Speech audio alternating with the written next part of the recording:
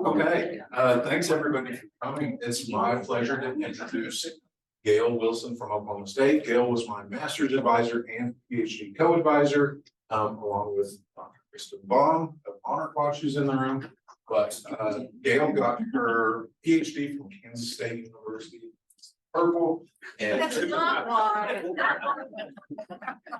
in 2003 from the agronomy department. She was co-advised by Dave Hartnett, focusing on mycorrhizal symbiosis in the tallgrass prairie, specifically over at Konza Prairie. So before and after her PhD, she worked as both as a research associate, and then after her PhD as an assistant research professor at K-State, before joining the Oklahoma State University Department of Natural Resource Ecology and Management in 2007. She's been there ever since. She's accumulated numerous prestigious awards like the Starkey's Distinguished Professor of Natural Resources, as well as recently a Regents Professor. So her research focuses on plant-soil microbial interactions, specifically mycorrhizal fungi, which she'll talk about today in the context of grassland health and ecosystem services, as well as restoration. She's worked with Jim and Peggy quite a bit over the years, and she has roughly 130 publications in the field, with one more coming very soon. So with that, I guess take it away, Gail. So yeah, thanks for inviting me. My work as Eric indicated, my work at Kansas State University was almost exclusively in grasslands with soil plant microbial interactions. And so today I'm going to talk a little bit about that and where we're going now that I am at Oklahoma State. So I think everybody in this room knows this, but just in case, let me refresh your memories. We used to have a whole lot of tallgrass prairie, and now we don't. Okay. And as far as grasslands go, the United States was largely composed of grasslands. And just a small remnant part of the native grasslands is currently even available. Grasslands are important. They're the largest percent of global land cover of any biome, and more than 50% of the ice-free terrestrial landscape are grasslands. And they obviously have really important ecological and economical important benefits to ecology and human life. Okay, so ecologically, they're a great place for wildlife habitat, carbon storage in our soils, nutrient dynamics. They're great for aquifer recharge, and of course, humans have used these grasslands for fuel and fiber, as they say. And so we lost all of it, right? Why did we lose it? Historically, because humans found this soil to be very productive, very rich, very nutrient rich. So they plowed it up. So the large, vast areas of what was previously ice-free tallgrass prairie is now beneficial to humans because it's row crop agriculture. But in Kansas, there's still a lot of native prairie. With Flint Hills, where they couldn't plow up, we still have a lot of native prairie. And a lot of really diverse, nice, that's a photo from Konza Prairies. A lot of really diverse, nice grasslands here in Kansas. Well, shout out to Oklahoma. One fun thing about Oklahoma, one fun fact, that is it has a huge precipitation gradient that goes across the state. So we have everything from down here in the southeast of alligators, wetland, cypress trees, up to actually desert areas in the west. But with this big precipitation gradient, it also gives us, as a state, more ecoregions than any other state in the union. So that's our claim to fame. There you go. And a lot of these are grasslands. This pink and yellow and red, those are all grasslands. So in 2022, it's our most recent that I could find. It's estimated that over half of our state Oklahoma is grasslands. Right, it's a lot of grasslands, cropland. Interestingly, apparently we have a lot of grasses and not so many people. Which if you go there, you'll So yeah, that's about right. There's not very many people, but there's a lot of grass. So it's a great place for grassland ecology. So North American grasslands, of course, co-evolved with fire and grazing and climate. And of course, humans have messed with all of these, right? So we've changed fire frequency. Grazers, we've replaced most of the native grazers with domestic cattle in this area of the world. And of course, globally, we have and are still messing with the climate. And a lot of the tall grass prairie, of course, was lost to conversion to row crop agriculture, but currently we still have issues where we're losing even that small amount that's remaining to more urban sprawl, reduction in fire return interval, changing climate, and invasion by non-native species. So what I'm going to talk about today is the fun part of the tall grass prairie. I mean, y'all might look out and see the bison and think that's cool and charismatic, but this is cooler, right? This is where all the cool stuff happens, right there where the plants, the soils, and the microbes all interact. So that's what we're going to talk about today. So, there's a lot of interactions in there. A lot of microbes. Plants interact with a whole diverse array of soil microbes that interact with other microbes, and all of those come back and do that feed lab, or soil feedback loop, where then the soils influence the plant influences soils. Very dynamic ecosystem. So my research of all these microbes, my favorite microbe is our mycorrhizal fungi. So mycorrhizal fungi are everywhere, almost. They're beneficial to the plant because it provides nutrients, and the fungi in return need all of its energy, all of its carbon from the photosynthate from the plants. So generally, although not always true, it's considered a symbiotic relationship where the plant gives and the fungi give. And these fungi, or this association, is definitely the rule. It's not the exception. The reason we think it's the rule is so many plant species, like 90% of all plant families, form an association with these beneficial fungi. And probably because these are so ancient, we see fossil records that indicate that the plants that first were able to colonize terrestrial ecosystems had these fungi associated with their plant systems, with their root systems. So they couldn't take up nutrients, but they came from aquatics where the nutrients kind of are available to get onto, especially early land with at that time, right, no organic matter. They had to have these fungi to help take up nutrients. Therefore, like almost all plants have these. Almost all ecosystems have these. Most row crop agriculture, rainforests, grasslands, shrublands, have arbuscular mycorrhizal fungi. So there's several types, but the most widespread are these arbuscular mycorrhizal fungi. They tend to form on herbaceous plants, but also some woodies. And what happens, how this works, is you've got the plant root, and these are fungal hyphae that extend into the soil and can help take up nutrients or water, and have an array of benefits to the host.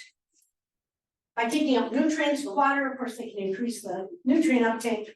They can increase the nutrient pools because these hyphae are really skinny, right? So they can get into these little nooks and crannies that those thicker plant roots can't even access. So we have more pools, more ability to take up, especially really immobile nutrients like phosphorus. Those in combination increase the plant growth and the fitness. It can increase in tolerance to drought or heavy metals. Okay. They also benefit the soil. Because you get all this hyphae in the soil, that helps stick those soil particles together. And so you have, you want macro aggregates in your soil, like bigger chunks of soil that stay stable even when you add water.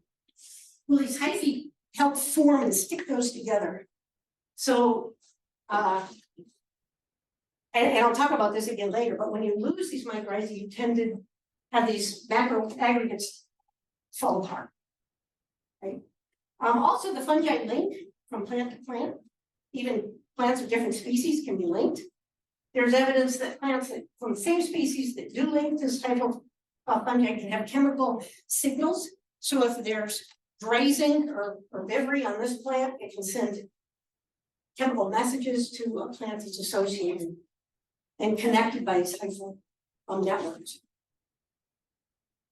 Because there's so much carbon or so much hyphal biomass, that's part of the increase in carbon storage in these soils. But also, as much as 20% of the plant's photosynthesis goes to support these fungi. So you're shuttling all that carbon from the plant, increased photosynthesis down into the soils. So in the tallgrass prairie, like Eric said, most of my work was at Conza Prairie, especially my earlier work. And they were my fungi, right? And we used to, there's lots of them, they're everywhere. So the spores, they're, the hyphae that's in the soil, if you extract just the hyphae, if you envision a football field long, in a teaspoon of soil, there was about enough hyphae to spread the length of that football field, all crammed up into like that 10 grams of soil. So then you can kind of see, well, I can see how that sticks all those soil particles together, right? There's so much of it out there. And then we found that some plants, when you grow them in the native prairie soil, which is low nutrient, don't grow without these fungi. So if you grow them from seedling, these were grown in the greenhouse where they had, enough water, but no added nutrients. And this is big blue stem. And if you look really closely, this is also big blue stem, but that's without the mycorrhizal fungi. So they just can't take up phosphorus. The root systems are designed and developed to have that fungal symbiont to take up those nutrients. But all plants didn't respond to that big plant, low plant phenomenon. Right? Plants grow or they don't grow. And we ran a whole suite of plant species that were native to Conza Prairie. And these were grown in the greenhouse from seedlings in native prairie soil, so low nutrient soil. And the big four dominant warm season grasses, if you go out in the tallgrass prairie, the most dominant plants out there will be those four species of warm season grasses. So Indian grass, big blue stem, little blue stem, and switchgrass. And all of those, that's 100%. If it's up around 100% dependency or 100% responsiveness, that's that little plant, big plant phenomenon. The plants, they can't grow without this fungi. But some plants, and we found that there was a relationship that the C3 or the C4 and the warm season grasses tended to be very dependent on the mycorrhizae. But the cool season or the C3 plants were less so. In fact, in these greenhouse conditions, some of the cool season grasses produce more biomass without the fungi than with it. So keep this in mind, because as I go through, this comes up again. This will not be on the test, but it will come up again. So when we look at forbs, we found a similar, continuum of highly microtrophic to much less so. Okay, so the previous work that I had done at Conza Prairie, mostly with Dave Hartnett.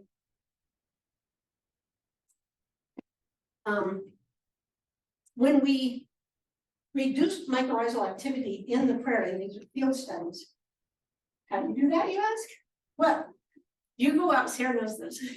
You go out every other week through the entire growing season, which is March to October, and you dump on fungicide onto the tallgrass prairie for 6 years. So we did that.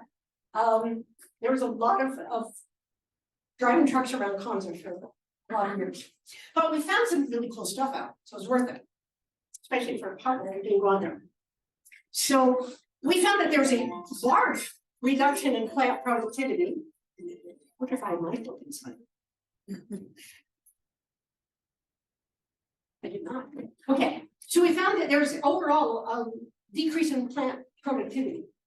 But that was largely because those dominant warm season grasses need that hyphal expanse into the soil to take up nutrients. So we started to see them lose their abundance, lose their biomass production when we kept adding, and it kept inhibiting the mycorrhizal fungi.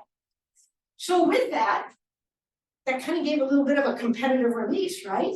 So the whole cool season grasses, remember, they don't really need the mycorrhizae.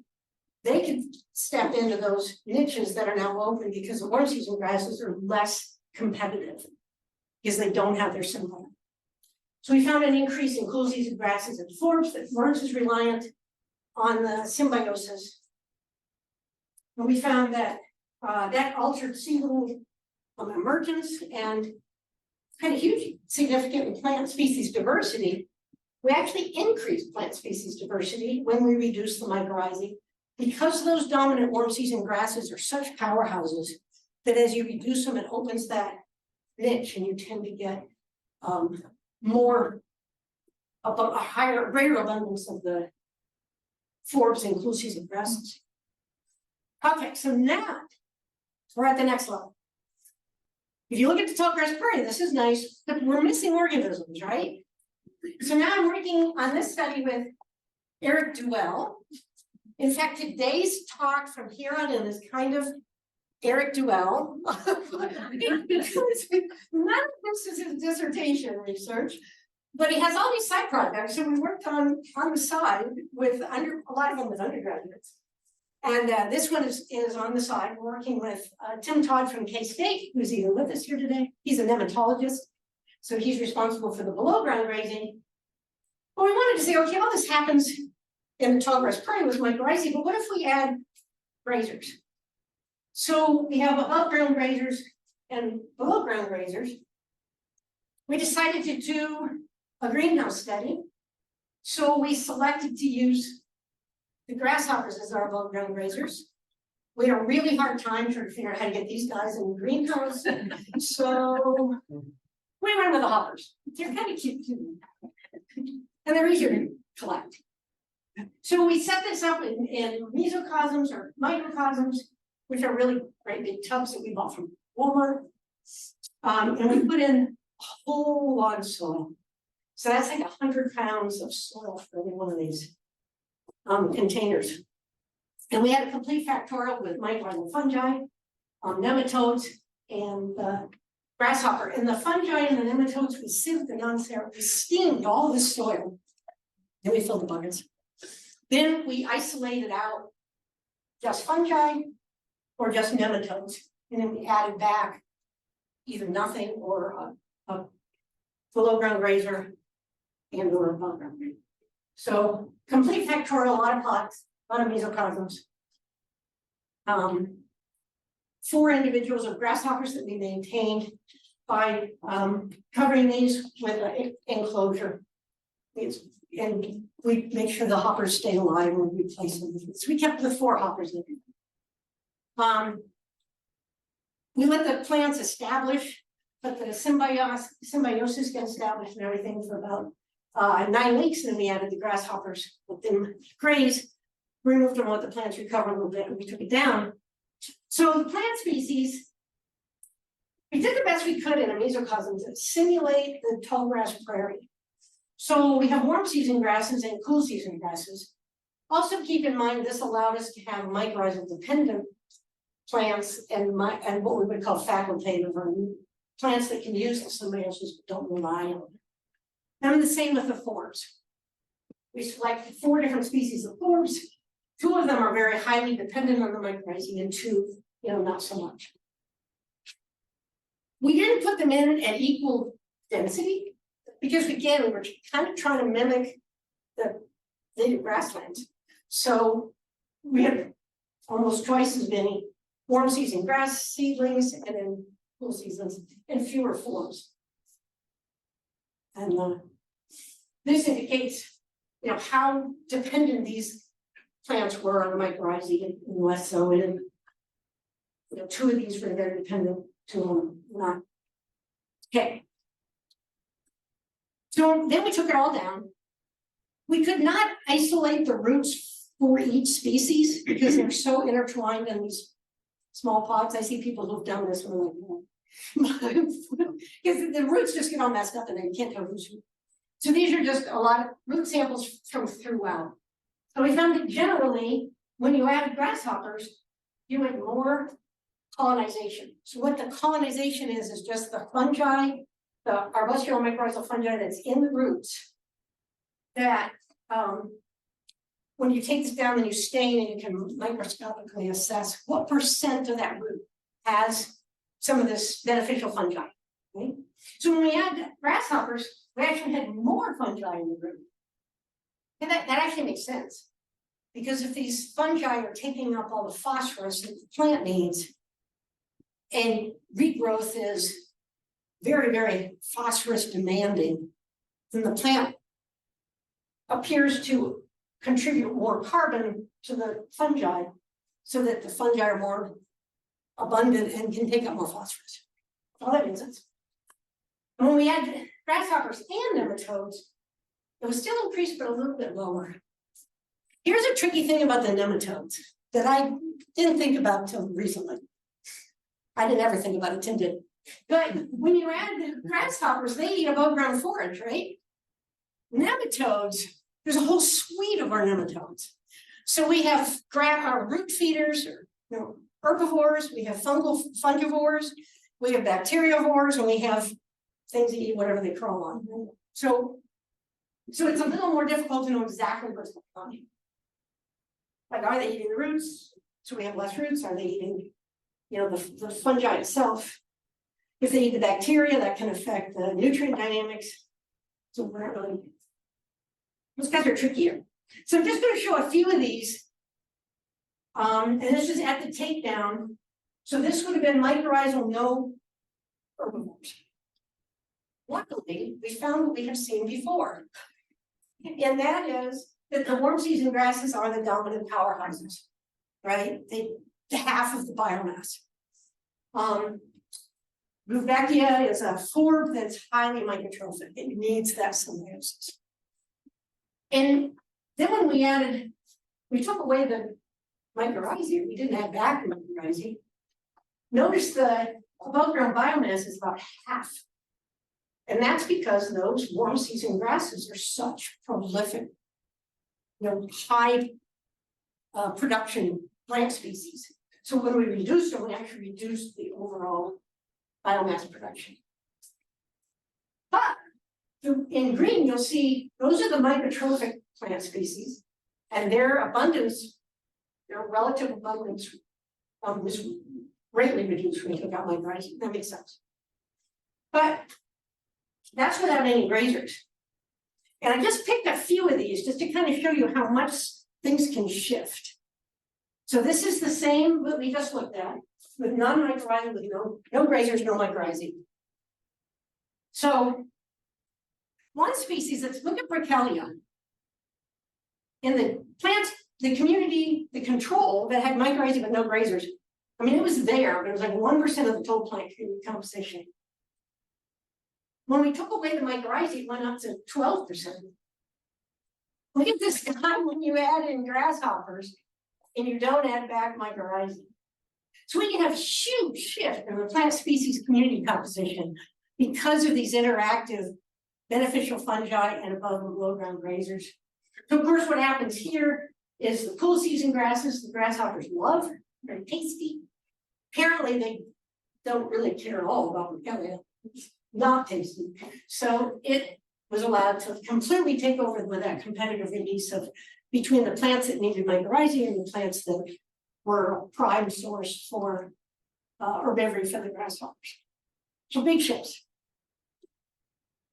And these plant community or these treatments really combine, really formed tight clusters. So this would be all non-mycorrhizal, completely separated from mycorrhizal. And this is based on plant community composition, so relative abundance of the different plant species.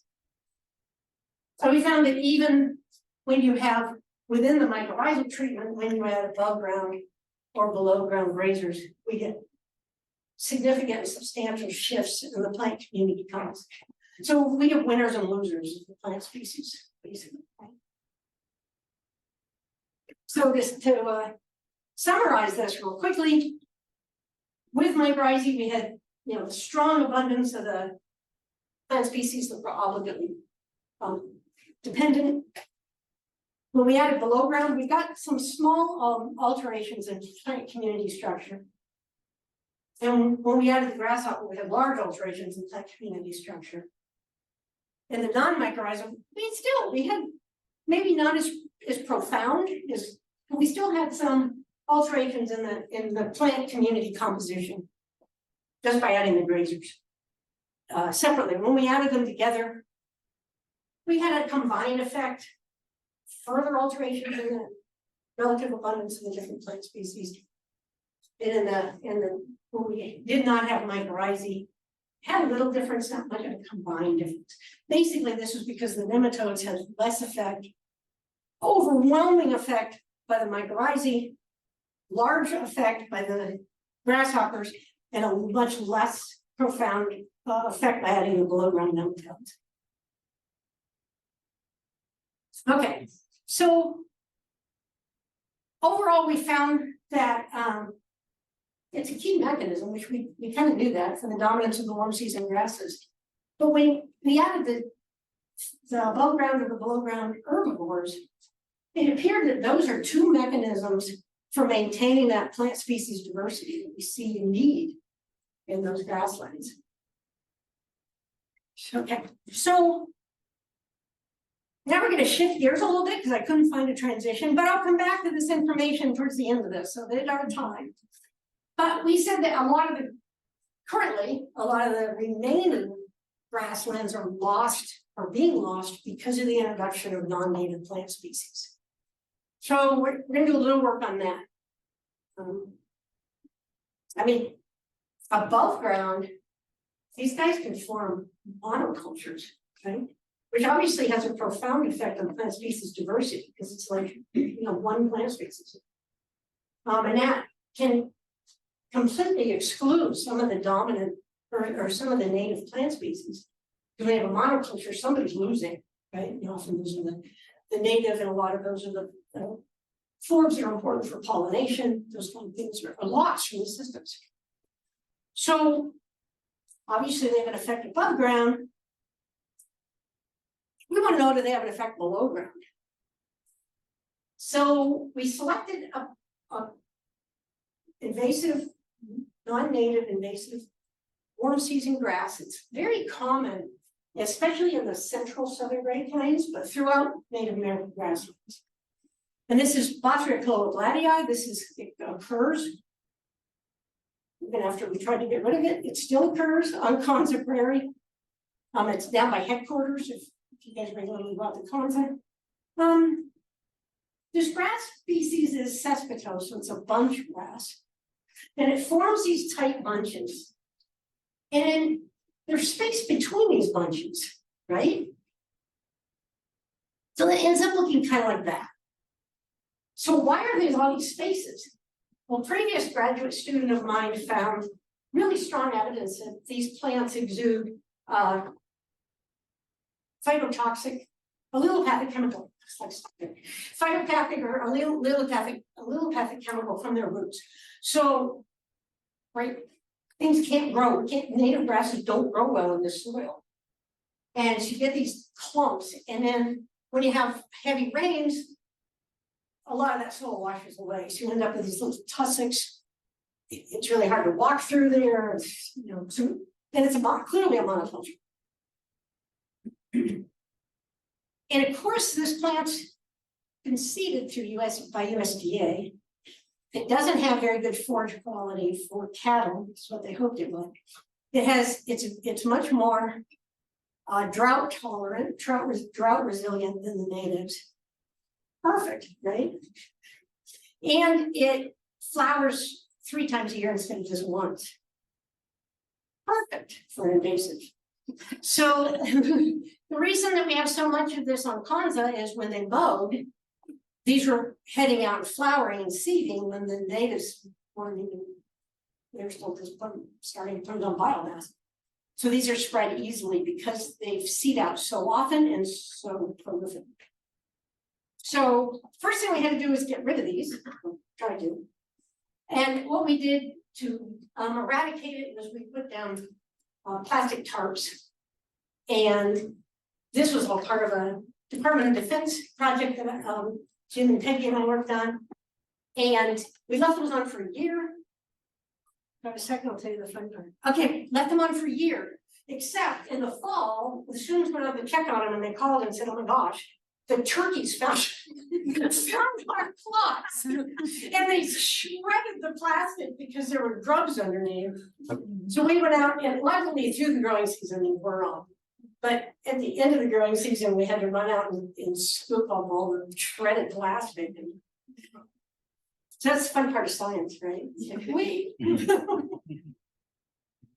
So once we pull the tarps up, they've been on there for a year for the growing season. This is what we have. So not quite done yet. But we want to go from there to there, right? So how do we get from basically our moonscape to our highly diverse productive grassland? Well, the first step was we wanted to know, did these invasive plant species have any effect on the soil? So this is one of Eric's projects. This has been published, Restoration Ecology. We found that overall there was a reduction in just overall microbial biomass in the plots that had the invasive plant species. And notably, there was less mycorrhizal fungal biomass. We attributed this to the non-native plant, but in full disclosure, we also had tarps over these, right? So it's not just the invasive plant species, part of it's because there was no plant species. So of course, we're gonna have a loss of abundance in the mycorrhizal fungi because there were no plants to provide them with a carb. But with that loss of mycorrhizal hyphae in the soil, we also found a loss or reduction in the amount of macroaggregates. So again, the macroaggregates are those aggregates in the soil that you want. You want them larger and water stable, so they don't fall apart. If you envision this room filled with sand particles, and then you envision this room with like medicine balls, right? You can see the medicine balls, you're gonna have a lot ability to have water go through, have microorganisms go through, macroinvertebrates. You want macroaggregates. But we lost those. And that makes sense. This was an earlier study I did on a cross-Konza field study. And on this end, we made a continuum of hyphal abundance in the soil. On this side were our fungicided plots. And then we did controls. And then on this side, how we promoted hyphal abundance was we added nitrogen. So if you add nitrogen, then phosphorus becomes even more limited to exacerbate that phosphorus limitation, and then the plant will put more carbon into the hyphae in Western. Right? But then when we looked at the soil that was associated with these, we found a really nice type correlation between the amount of hyphae and the number of macroaggregates. So as the general, when we presented this at DOD, Jim, they were having this big conflict over, but is it correlation or is it, remember that? Is it causation or correlation? So they started this with Jim, they said, yeah, but how do we know? And the general goes, oh my gosh, that's a tighter pattern than my shotgun, go on. So Jim goes, okay. But so when you have hyphae, it's good, right? The macroaggregates. But we also found beneath are associated with these non-native plants. We tend to have a whole different suite of mycorrhizal taxa associated with them. So if you go from the moonscape to here, maybe we need to do something to the soils to get there. They've clearly messed them up, right? And we know part of this is from ranchers who have called and said, you know, we've eradicated the swamp seedling grass. We can't get anything else to grow there now. And, you know, in our controls, we could not either. Extremely limited germination. So, you know, well, if we add mycorrhizal amendments, would that help?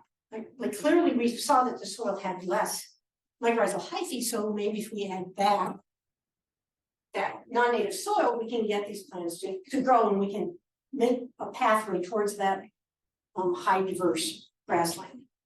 So this was an RU project, research experience for undergraduates through NSF. Eric worked with her, which is also done on Kanza. And what we did was we set up 4 treatments with her, and she put in a suite of non-native grasses and forbs, and she inoculated them with fresh soil that we collected from the adjacent native prairie, right? Native grasses and forbs. Oh yeah, I said amazing. Native grasses and forbs. Okay, sorry. So we should put these native grasses and forbs with soil from the adjacent prairie or from a reference site. Then we had a second treatment where we added the same native seeds. But we, instead of using native soil, we used autoclave native soil with the thought, maybe these seedlings are just getting burned by that allelopathic chemical.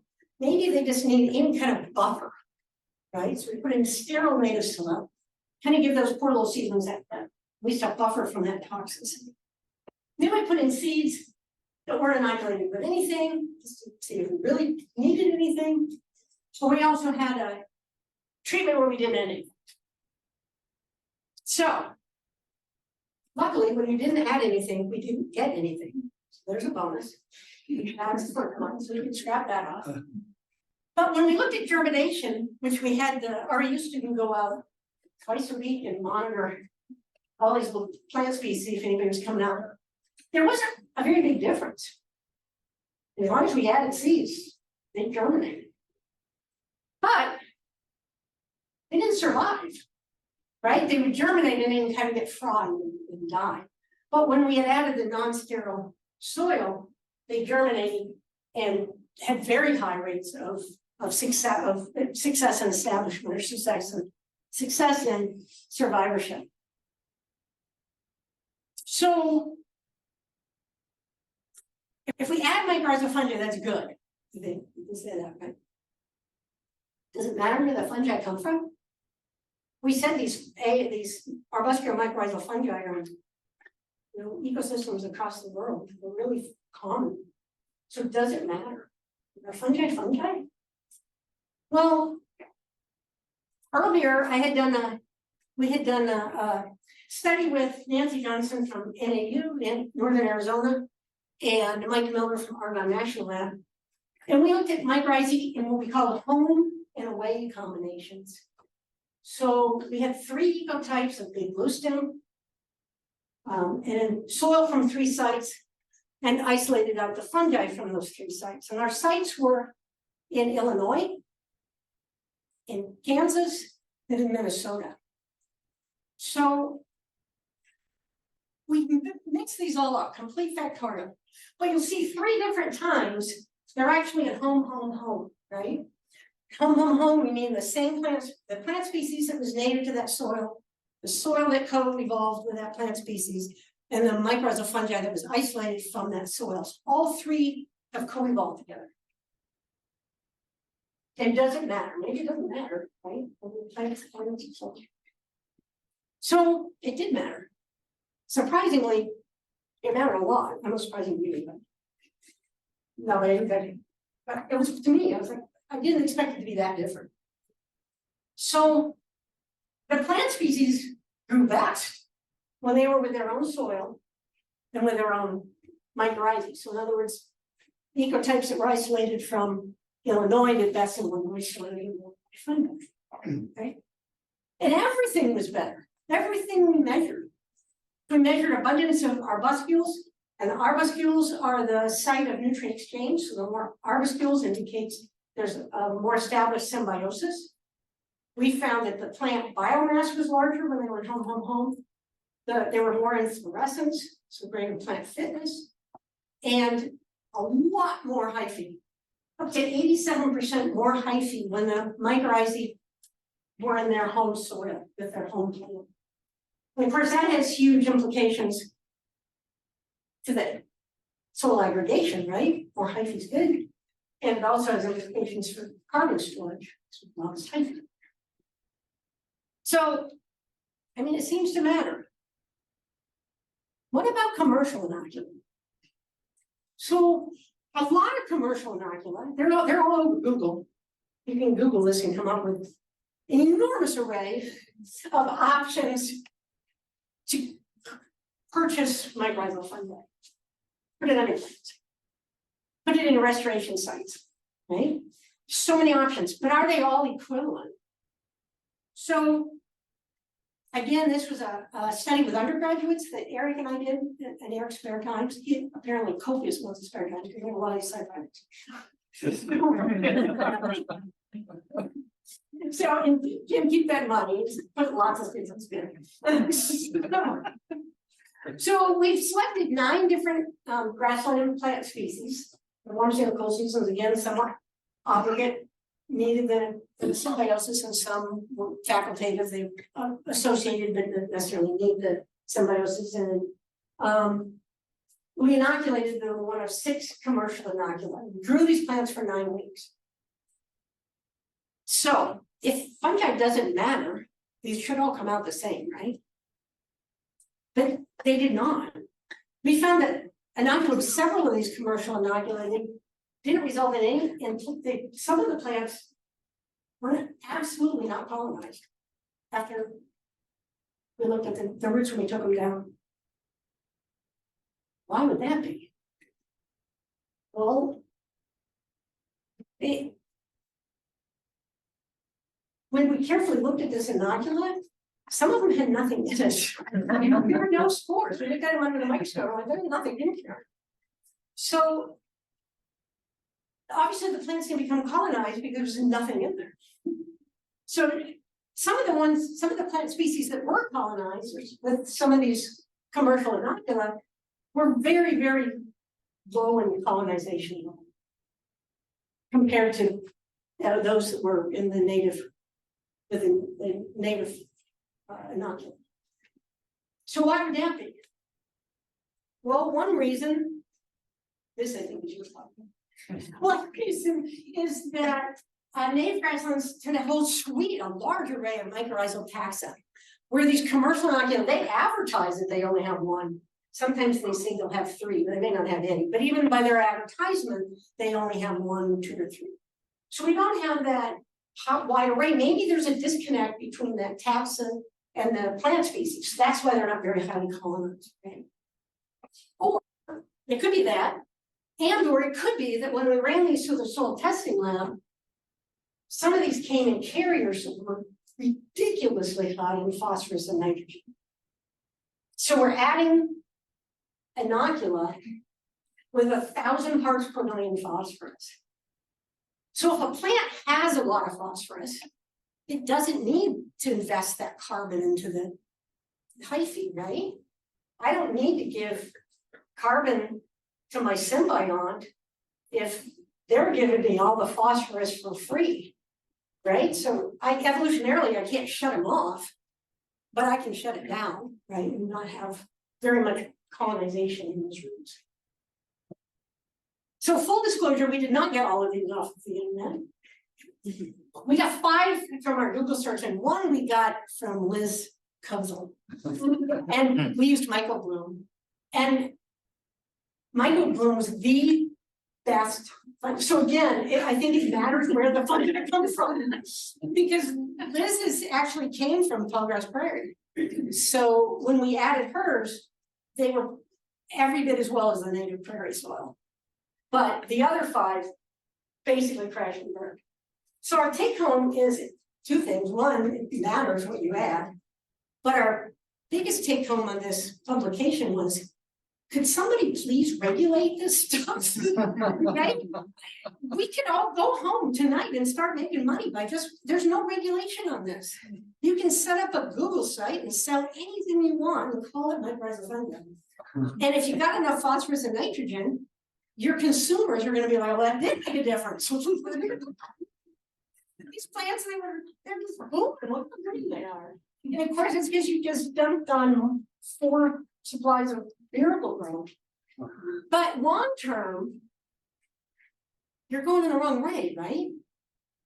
So reduced fungi to the roots and soil, now is where you have to remember back to the first step. And remember the first part we talked about, if you reduce the fungi in the soil, you reduce plant biomass, you reduce plant tissue quality, right? You reduce soil aggregation. So adding this pounds of fertilizer is actually putting the restoration in the wrong direction. So it's not even bad, it's worse than bad. So what we're saying is please don't go out and buy that or advocate for it. So obviously our overall goal was to get back to this highly diverse tallgrass prairie, right? It would be of economical and ecological value. But we also found this super complicated. Like these non-natives, I mean, we were not successful in getting rid of them. We tried for 3 years and they're back. You know, that how do you, it worked when we dug up native prairie and we added that, right? That was really good. Now scale that up. Where do we get that non-sterile soil? Do we go harvest it out of that 1% remaining pristine tallgrass prairie to try to fix what we've messed up earlier? Well, Kim and Peggy have been working on that to take a small amount and propagate it in a greenhouse so that you're not totally, you know, destroying the 1% we have left. But it's just super complicated. There's so many interactive factors, and it's, I think anybody who studies ecology, that's always the answer, right? It depends, and it's just super complicated.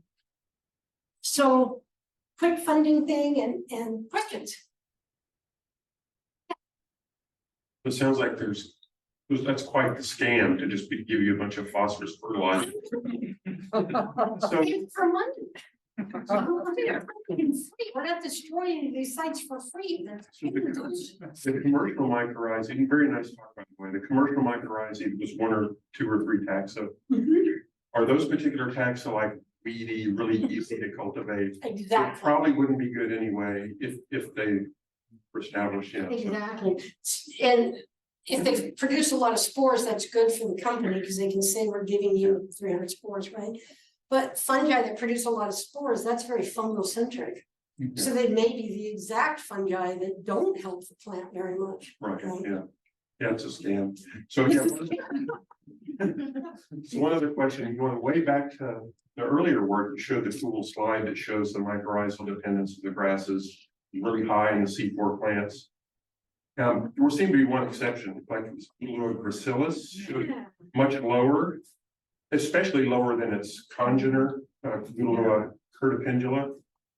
Is there something about the plant traits or something you know about that plant that explains that? Does it have thinner roots or something? It does come down to roots. We found a very tight correlation that the warm season grasses tend to have those thicker, stubbier, or thicker, you know, heftier roots. And the cool seasons tend to be real fibrous, have a lot more secondary, tertiary roots that come out. So that's kind of our hypothesis, is there's a Baylor hypothesis that root structure. It's more absorptive capacity. Yeah. So do you invest your carbon in all these fine roots, or do you invest your carbon into hyphae that is kind of like makes your own fine root? Looks like you have 2 closely related species that have different strategies. The 2 Gulaluas. Yeah, so here's what? And Buchloe, which sounds good. Yeah. Yep. So this is funny thing taken off on that. So these are our forms. And Eric was a PhD student and he came in and he said, you know, I had to look, he was doing a lot of work with Asclepius was his model plant with pollinator concerns with mine. So he came in and he said, well, you know, you've looked at Asclepius, but only one genus. Like, I wonder if they're different between genera, species are different within one genera. Right? And I'm like, no, they're not. Done a ton of work that they cluster. No. And Eric's like, yeah, but what if they do? He's like, but they don't, right? So I set it up, I don't care. So now he found out that there's an enormous continuum just within Asclepius. Sure. That different species are either very obligate down to not very responsive at all. So this is, I mean, when we first ran it, we were like, yeah, there's big clusters. And then within those clusters, it turns out it's ecology, and of course it depends, it's different. We can't just make these overwhelming conclusions. So that paper also is not published.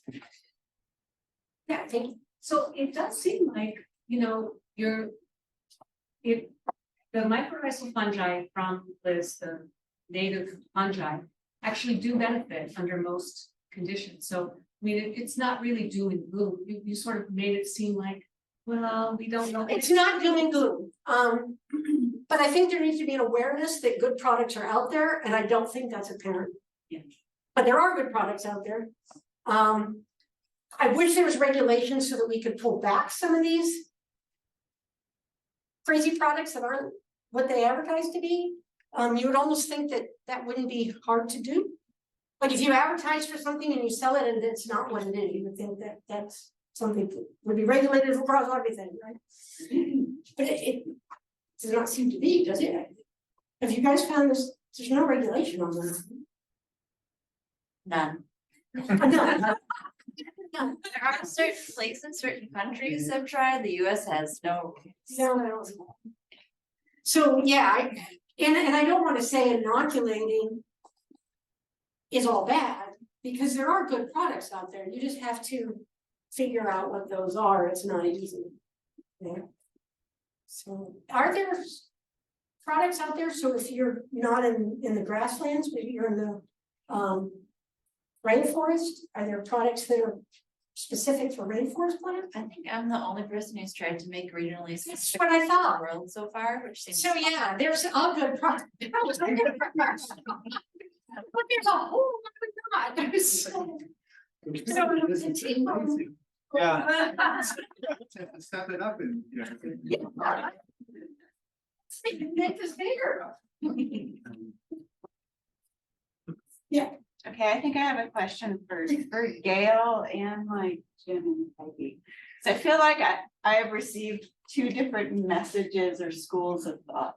Like There's a- having worked at Conza for a long time, it's like, it's really the generality, like Gail hasn't talked anything about the specificity of relationships with mycorrhizae, and that my take home message would be, maybe it's not that important, it's just AMF in general, but my take home message from a lot of work that you all do is that there is a lot of specificity that's required for that diversity.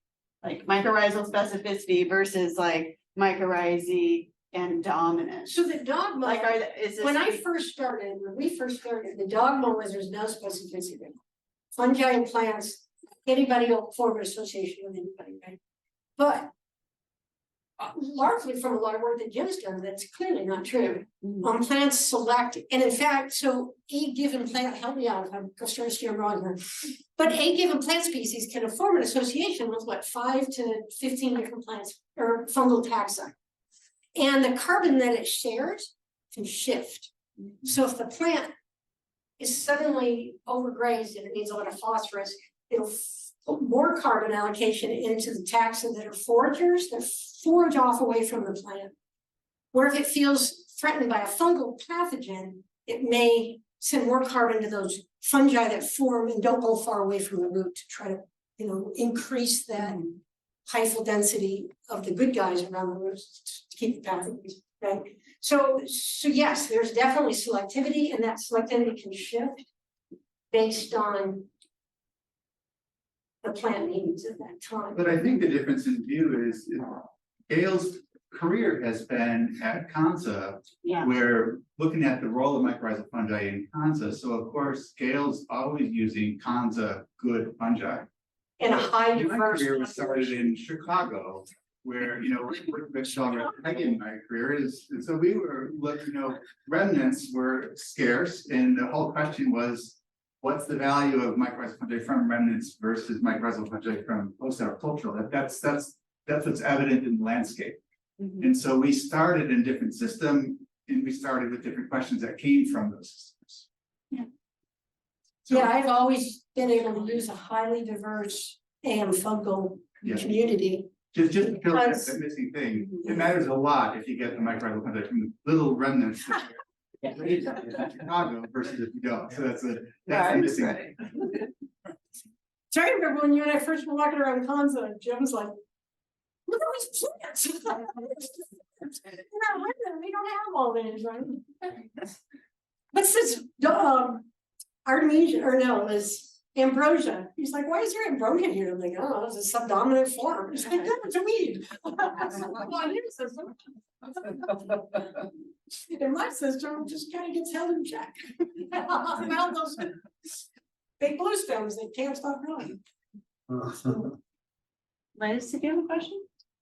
Oh, I'll just add, I think the big tie together with what your talk was, is like that diversity and that local adaptation is where the specificity comes into these broader, like, restoration questions. right? Yeah. Like, that's how you incorporate the specificity is, you're not able to imagine one-to-one every AMF species of every plant. If you have a high diverse and highly locally adapted source, then you're much more likely. You're much more.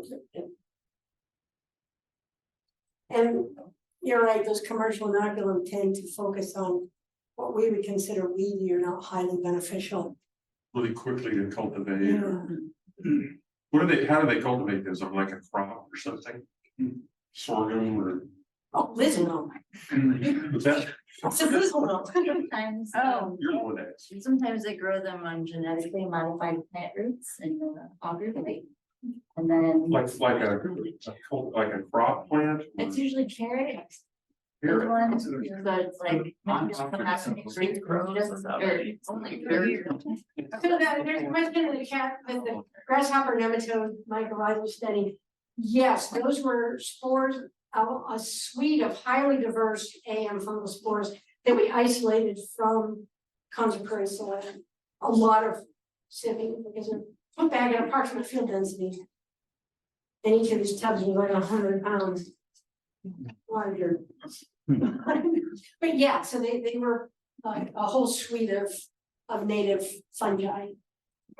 So to follow up, what about the nematodes? So did you just, it sounds like you had a bunch of nematodes that you didn't necessarily know exactly who was doing. Well, we isolated the nematodes from the soil as well, so we could add those back. But just, there's no way to isolate out within a community of nematodes. So Exactly. it's a highly diverse community of fungi, but they all kind of do the same thing. The highly diverse community of nematodes, we have all these different, they eat different functional groups, right? So. if anyone has any nematode questions, you have like a world's expert sitting right there. We're surrounded by greatness. And there aren't very many people who study nematodes. Probably a lot of reasons.